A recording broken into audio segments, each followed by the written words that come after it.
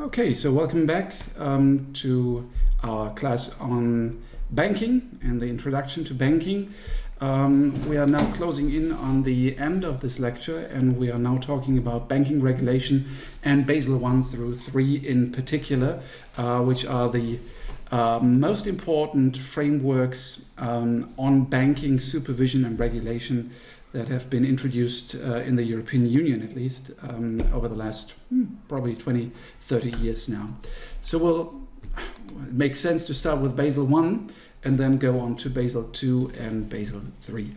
I mentioned a couple of times over the last 2-3 weeks, or last 2 or 3 lectures, that Basel is called Basel, and Basel 1, Basel 2, Basel 3 are called Basel because actually I have to check. I think Basel, I think in English it should be LE. In German we say Basel 1, 2, 3. Might check that, but you know what is meant. So Basel 1, 2 and 3 are called Basel because they were proposed by the Basel Committee on Banking Supervision and Regulation, located with the Bank for International Settlements in Basel. That's why it's called Basel 1, 2, 3. And Basel 1 started in 1988, was then, as it is usual with these frameworks in banking and also insurance supervision, it's usually proposed by a supranational organization like the Basel Committee, or in the case of Solvency 1 and 2, the IAIS, and later on IOPA. It was then proposed, then discussed at the European level, or at the level of the BIS at least, and then introduced into European law. This is the usual procedure. It's passed at the European level, and then the national parliaments pass it as a law and put it into national law. So we have, on the one hand, the Basel frameworks and the provisions in Basel 1, 2, 3 can also be found in each European Union country in national law. So later on we'll see some paragraphs, some laws that were introduced to comply with a European law as part of Basel 1, 2, 3. Basel 1 had 2 very simple objectives. First of all, strengthening the creditworthiness, credit rating and stability of the international banking system, and also reducing distortions of competition. Now, this was back in the 80s when we were far from the integrated European financial market we have nowadays. So back then we had a lot of distortions of competition, especially within the European Union, which was back then was just the European Community and the EEG. So we had a lot of distortions and frictions in competition, and some of these these provisions of Basel I were actually meant to integrate the financial banking sector. Banks were subject to minimum capital requirements, and we've already seen this last week. Very, very simple rules, actually. The assets of banks were divided into 4 risk-weighted classes. Actually, you can start with 100% risk weight. That's basically your ordinary loan given out by the bank to a customer. Then mortgage-backed real estate loans, where you could argue that, well, I do have a loan, this is risky and it can default, but in the case of default, you'll always have it backed with a real estate mortgage, and you can try to sell off the mortgage, you can try to sell the property. So there is a 50-50 chance that you might be able to recover your loss from selling the collateral. So risk weight is just 50%. Loans to banks based in OECD countries were considered to be rather risk-free, so the risk weight was just 20%. And if you had given loans to OECD countries, the state itself, governments, they had a risk weight of 0%. Why is that? Well, we've already seen how minimum capital requirements and also minimum capital requirements work, you take the assets, you risk weight them, you argue that not all assets are equal, some are more risky than others. You come up with some sensible risk weights, you calculate your risk exposure on the asset side of the balance sheet, and then on the liability side you look for available capital, and then you calculate what is needed, the minimum capital requirements based on your risk-weighted assets, and you check whether regulatory is high enough to cover those minimum capital requirements. And in this case, you calculated capital requirements by taking the loan amount times the percentage of risk class times 8%. The 8% actually were quite and are quite famous or infamous for Basel. It's usually just said, well, take your risk-weighted assets times 8%, that's your minimum capital requirement. And this is how capital requirements were calculated under Basel I. What was liable equity and regulatory capital? Regulatory capital was divided into core capital and supplementary capital. In German we have the same, basically the same words, Kernkapital und Ergänzungskapital.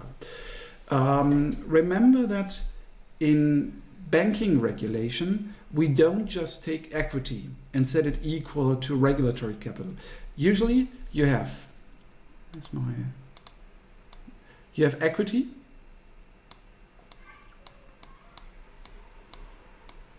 and you have regulatory capital, which consists of some part of debt. Why? Because some parts of debt are actually closer to equity than to debt. Some parts, for example, hybrid capital. Hybrid capital starts out as debt, but it can also be converted into equity. So there might be a chance that actually it is also at some point converted into equity. And this is also included in regulatory capital. Now the rules with which you have to calculate regulatory capital are actually quite complex. It's not like you simply take equity and add all these different parts of debt that can be included in regulatory capital, but actually, again, you have certain weights. For example, let's make one very simple rule. Take equity and you can take hybrid capital, convertible bonds, times 10%. So convertible bonds can enter regulatory capital, but only with a 10% weight. This would be a very simple system of calculating regulatory capital that consists of equity plus the weighted amount of hybrid capital you have on your liability side.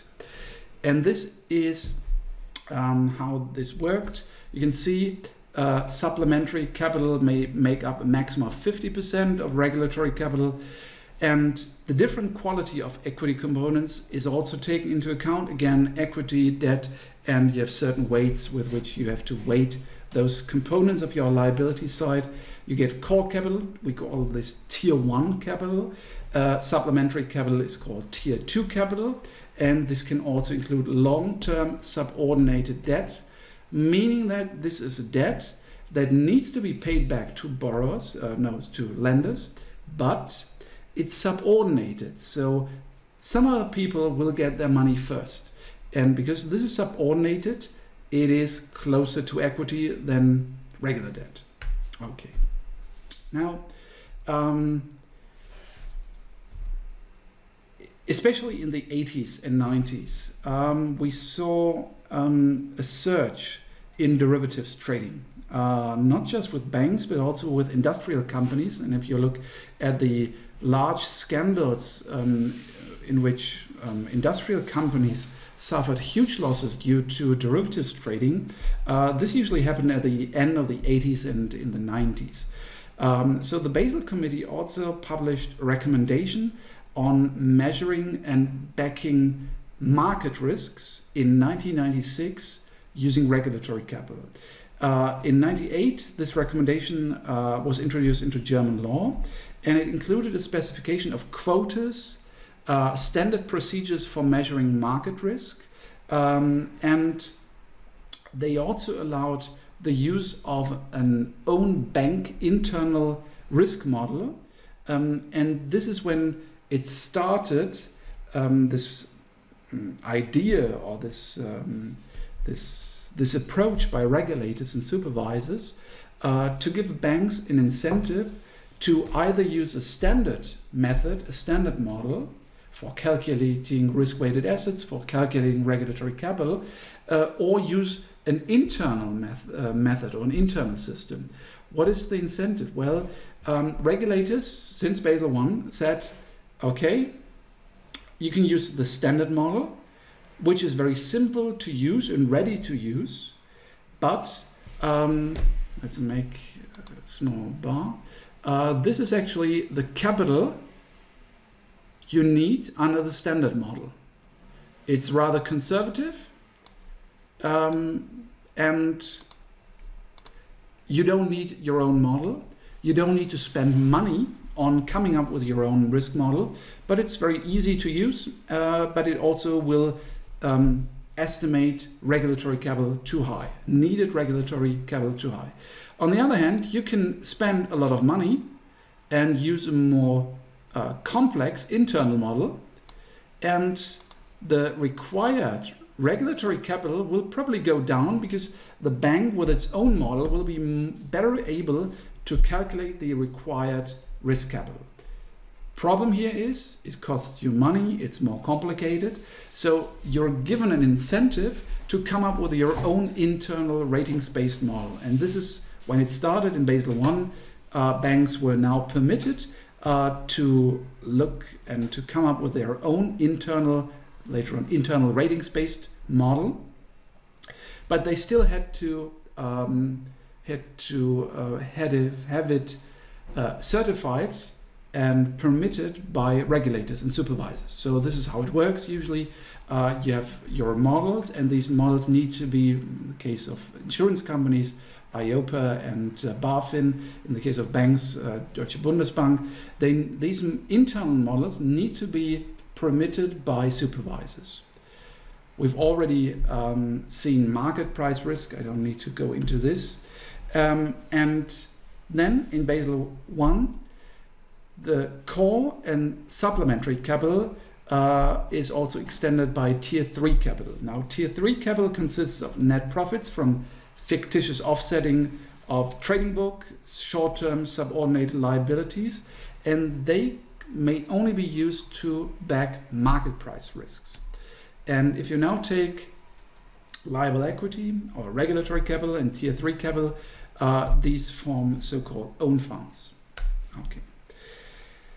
Basel Committee also determines deductions and correction items for calculating required regulatory capital. For example, deductions include balance sheet assets whose value or saleability is questionable in a crisis situation. For example, intangible assets, they are most likely not for sale in a crisis. And you also have some correction items or neutralization of effects of accounting regulations that are undesirable for banking authorities, deemed appropriate, for example, losses not yet recognized in the balance sheet. But you don't need to remember all these fine, detailed, these fine details. Okay. Now, Basel I was introduced at the end of the 80s and went on until the mid and 90s. Basel I was heavily criticized, for example, for the low number of risk classes. We've only have, I think, 4 or 5 risk classes here, 4 actually. It was criticized for the lack of consideration of the debtor's creditworthiness, for the debtor's credit rating. Capital requirements did not sufficiently reflect credit risk, as they are not differentiated very much. We've seen this with the 4 risk classes. And it exclusively focused on credit and market risk. Now, not surprisingly, in Basel II, the extension that came in the 2000s, the extension included a third risk type, operational risk. So this then brings us to 2004. In 2004, the Basel Committee on Banking Supervision proposed the International Convergence of Capital Measurement and Capital Requirements, which is now famously known as Basel II. Proposed in 2004, it took a long time to have it discussed with market participants, and then was introduced in 2006 and 2007. It contains a risk-oriented, quantitative and qualitative approach. Now, quantitative in the sense that it included very specific rules how to calculate regulatory risk, how to calculate risk-weighted assets, but also a qualitative approach in the sense that banks were now required to, one could argue, to make sure that they have proper risk management processes in place, and these risk management processes were also needed also to be audited by banking supervisors. It also included, famously included, operational risk as the third type of risk a company, a bank is exposed to. So you have market risk, credit risk, and operational risk. Operational risk also defined as part of Basel II and then introduced, for example, into the German Banking Act. German Banking Act in the KWG, and it was legally introduced by the CRD, Capital Requirements Directive. Now, this plot is in German, but I will translate this to you. Basel II is also famous for its 3 pillars. And interestingly, this is very similar to Solvency II. Last week I told you that Basel II in some parts resembles Solvency II for insurance companies, with the difference that Basel II was introduced in the mid-2000s, whereas Solvency II was introduced in the mid-2010s and is still being introduced with some parts. And you have a very long process of introducing Solvency II.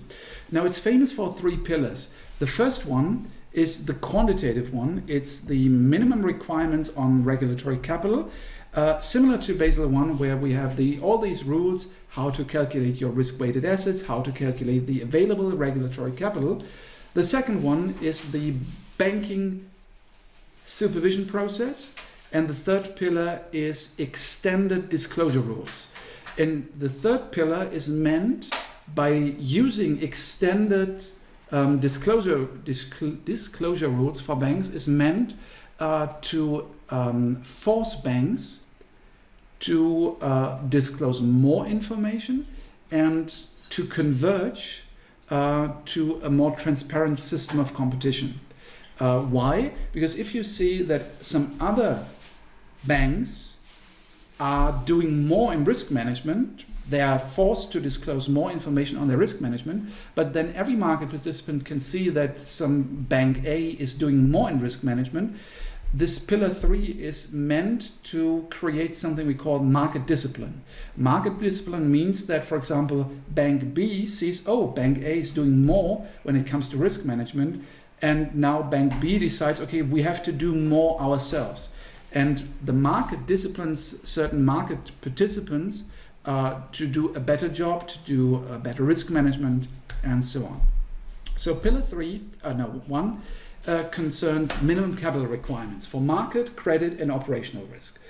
We have standardized concepts, use of bank-owned models, the famous internal ratings-based approach, and we also have the standard approach, standardized approach for credit risk, Kreditstandardansatz, KSA. IRB stands for internal ratings-based approach. And banks could decide whether to use their own their own internal ratings-based approach or the standard approach. With the standardized approach for credit risk, you can use ratings from external rating agencies, given that they are approved by the National Supervisory Authority. You can then derive risk weights from the rating. So, for example, you say if you have a triple A rating, this has let's say a risk weight of 10%. If it's a triple B rating for a borrower, then you would say, well, this is a 100% risk weight. Risk weighting is determined in the same way as the percentage of the risk class in Basel I, And then you need to back your risk-weighted assets again with 8%. So equity backing equals credit exposure, credit sum, times the risk weight times 8% in total for the whole bank. Here you can see those different risk weights for exposures to sovereigns. AAA to AA minus, it's 0%. And if you don't have any rating or are below B minus, you might even have a 150% risk weight. For exposures to sovereigns in the second option, or for receivables from companies, you can go from 20 to up to 150% risk weight. Makes sense. If you have less risk of default, then you only need less equity, regulatory capital to back it up. The internal ratings-based approach. You don't need external ratings. They are not allowed to be used. And you need your own rating scheme. Once approved by the National Supervisory Authority, banks may use internal estimates for their risk weighting.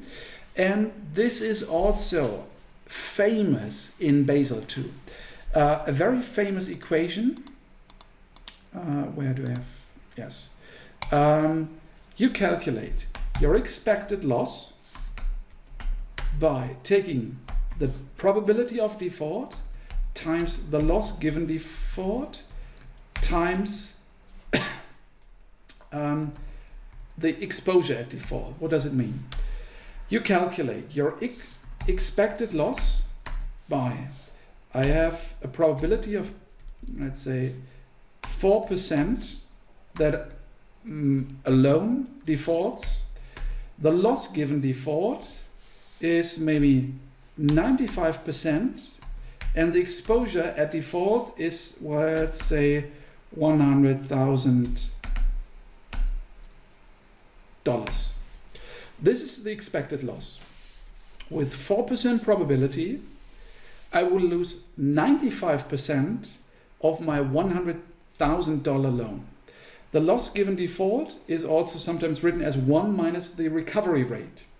Recovery rate meaning that even if someone defaults on his or her loan, you might still be able to retrieve some of the money by, for example, selling off collateral, by trying to sell it to a bad bank. That's also an alternative.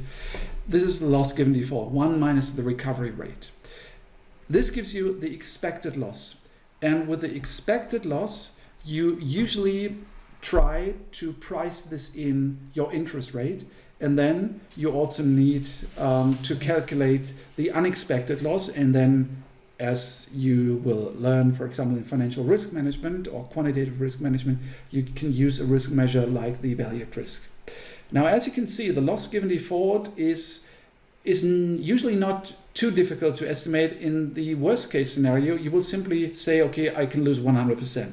I cannot recover anything from that loan. Loss given default is 100%. The exposure at default, well, you probably know what you've given out as a loan. So the only parameter that needs to be estimated is the probability of default.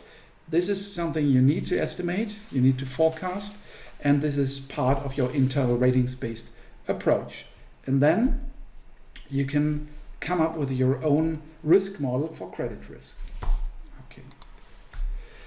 Now, a certain amount of own funds must be maintained for credit, market, and op risk.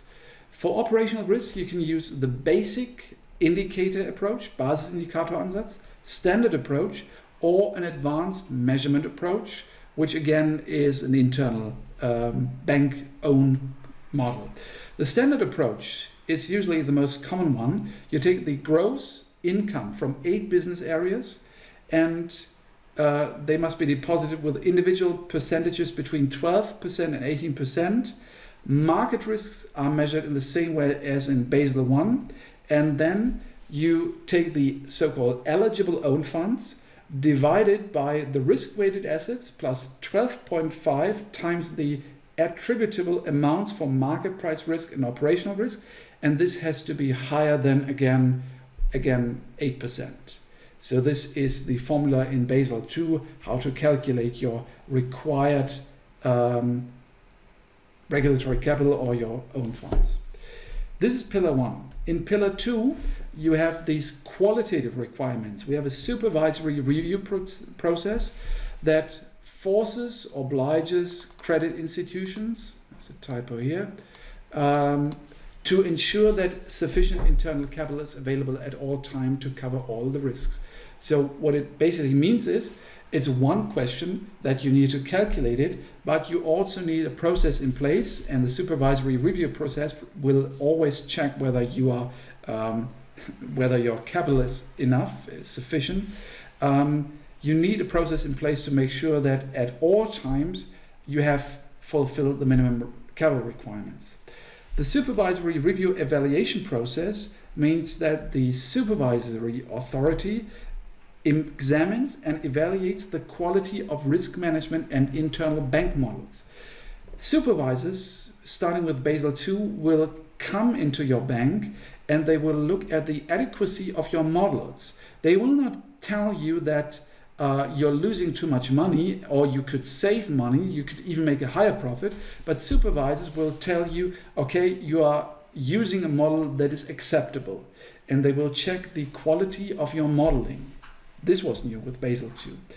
And you also have specifications on risk management, organization, corporate governance, how to document all the things you're doing in your risk management, resources, outsourcing, your internal control system, your organizational structure, risk management as a whole, internal auditing. All these things were new, and this was part of Pillar 2. In Pillar 3, as I said, we had extended disclosure requirements. They were intended to strengthen market discipline in the sense that banks could now see what other banks were doing, in the hope of the supervisor that all banks would engage in more transparency, a strengthening of risk management processes, and this was meant as an addition to Pillars 1 and 2. The indirect standard for an upper risk limit requires now the disclosure of capital resources and equity structure, as well as existing risks and risk management. And this is why nowadays, if you pull up the annual report of, say, Deutsche Bank, of Commerzbank, of Banque de France, you will see a large part of the annual report devoted to risk management, risk exposure, calculating and fulfilling capital requirements. This was new and part of the extended disclosure requirements introduced by Basel II. And of course, excessive risks or inappropriate risk management should be punished by poor market conditions. Why? Well, if you see that some banks are publishing information or disclosing information on risk management which market participants perceive to be inadequate, they will probably sell the stock.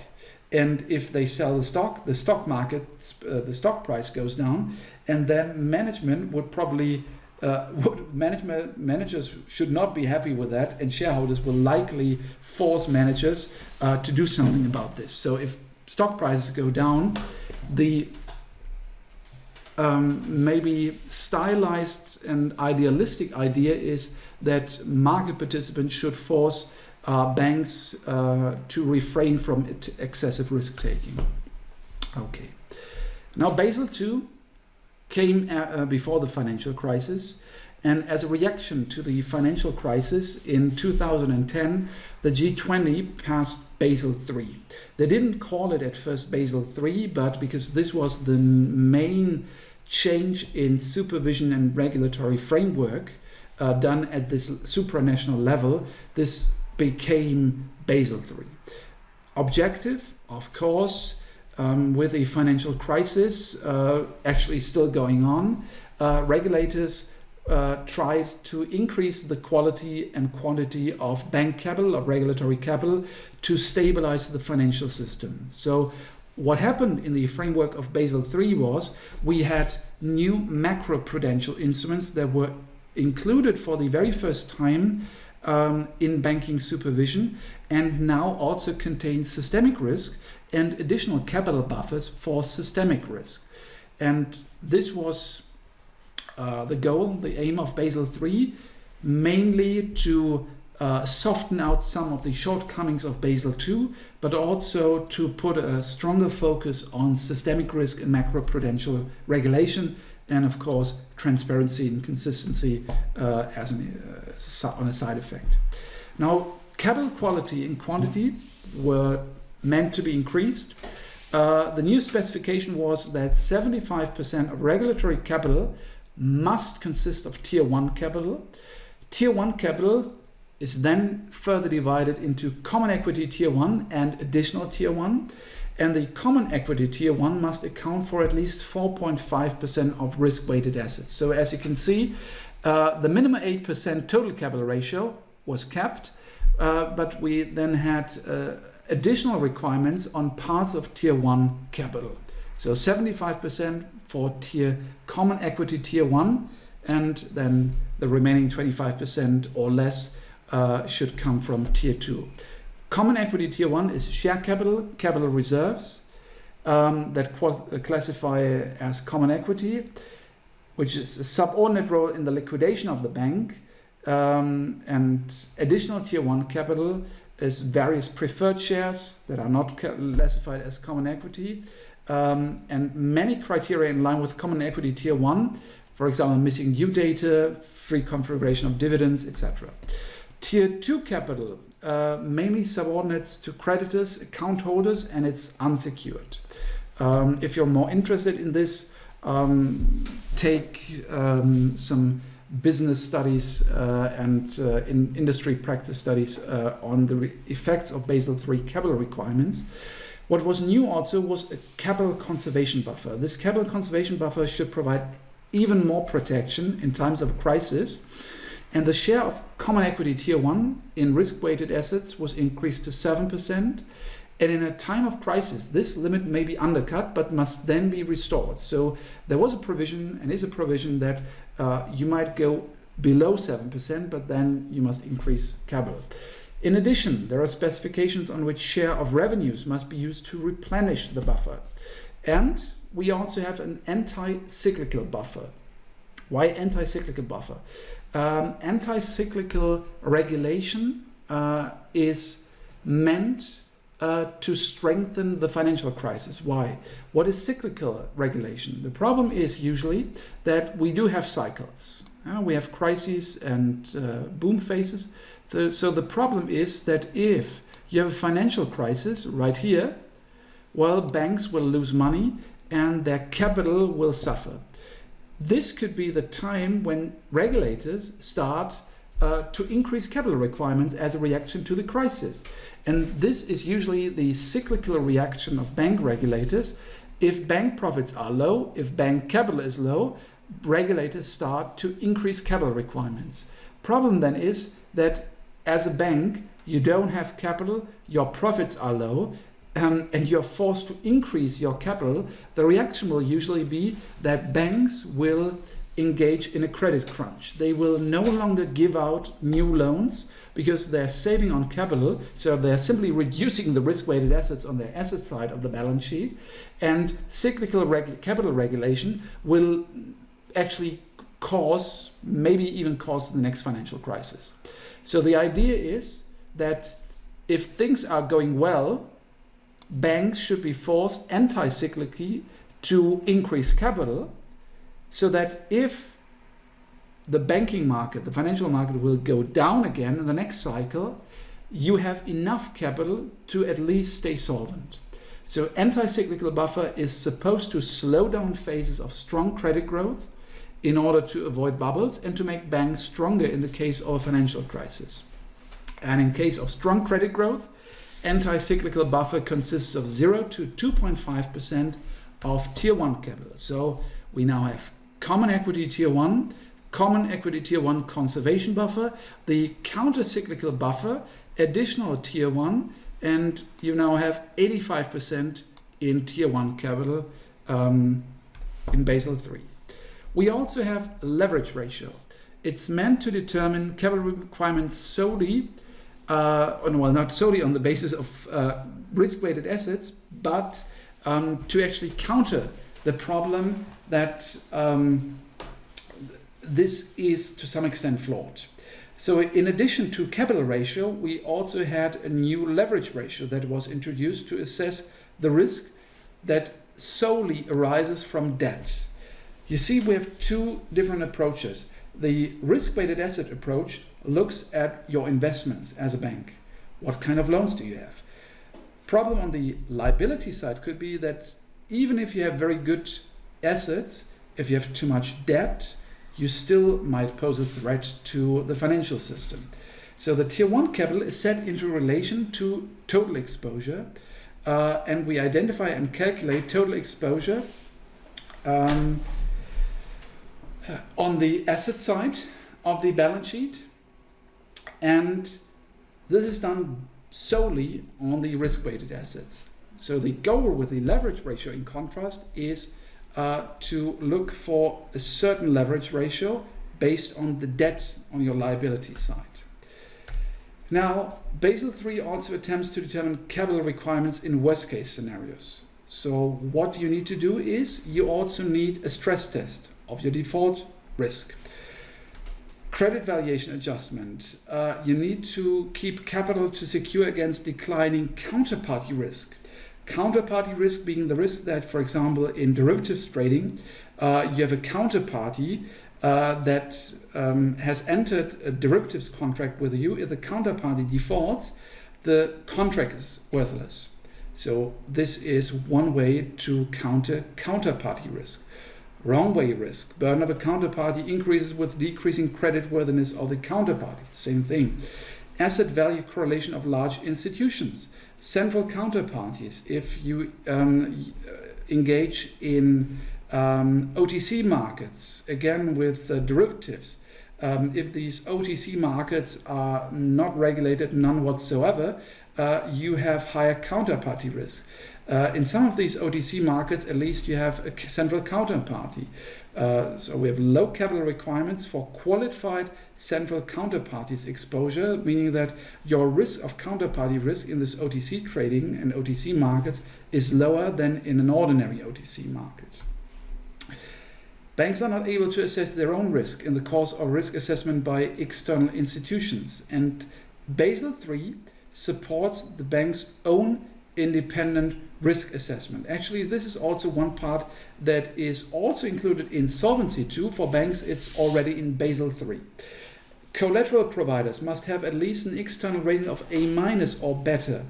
And securitized exposures of insurances are also taken into account if the insurer has an external rating of BBB- and A- when the contract is concluded. So many specific details when it comes to, again, capital.